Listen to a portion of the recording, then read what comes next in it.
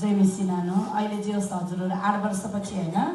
प्रभुले सन्तान दिनुभयो खुसी हुनुहुन्छ नि हैन हजुर धेरै खुसी छौँ हजुरहरूलाई धेरै धेरै धन्यवाद जे होस् अहिले कति भयो रे बाबु नानो जन्मेको 16 महिना भयो 16 महिना धेरैजना सन्तान हुनुहुन्छ हैन उहाँहरू कतिचोटि चेक गर्दा पनि हुँदैन उहाँहरूलाई चाहिँ के छोटो सजेसन भन्दैन उहाँहरूको लागि चाहिँ के भन्न चाहनुहुन्छ साँच्चै यहाँ चाहिँ प्रभुले चाहिँ मिराकल गर्नुहुन्छ असम्भव केही पनि छैन प्रभुमा अनि यहाँ गुरुबा गुरुआमाहरूले चाहिँ साँच्चै प्रार्थना गरेर उहाँको हृदयदेखि नै हामीलाई चाहिँ हाम्रो लागि चाहिँ यति धेरै त्याग गर्नुभएको छ प्रार्थना गरिदिनु भएको छ धेरै धेरै धन्यवाद सिनानो 8 वर्षपछि हेर्न सन्तान बाबु तपाईँ खुसी हुनुहुन्छ नि हैन म निकै खुसी छु जेमिसी बाबु अनि हजुर चाहिँ हैन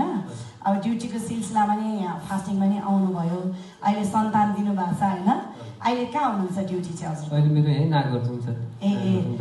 ए नागरजुङ ब्यारेकमा जे होस् अहिले हजुर खुसी हुनुहुन्छ नि सन्तान पाउँदा हजुर खुसी छु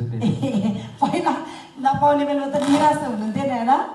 प्रभुलाई के भन्न चाहनुहुन्छ त बाबु प्रभुमा असम्भव केही छैन सबै कुरा सम्भव छ तपाईँ हामीले विश्वास गर्नु जरुरी छ एकदम धेरै धेरै विश्वास गर्यो भने असम्भव केही छैन ए आमेन आमेन हुन्छ खुसी हुनुहुन्छ नि हैन हजुर हैन एउटा कुरा भन्न चाहन्छु हामी हस्पिटल गएको थियौँ कि पोखरा त्यो हस्पिटल जाँदा पनि चेकअप गरायो 2 जनालाई त बच्चाहरू एकदम न्यून पर्सेन्ट छ बच्चा नहुन सक्छ भन्दा पनि बच्चा भयो कि त्यो चाहिँ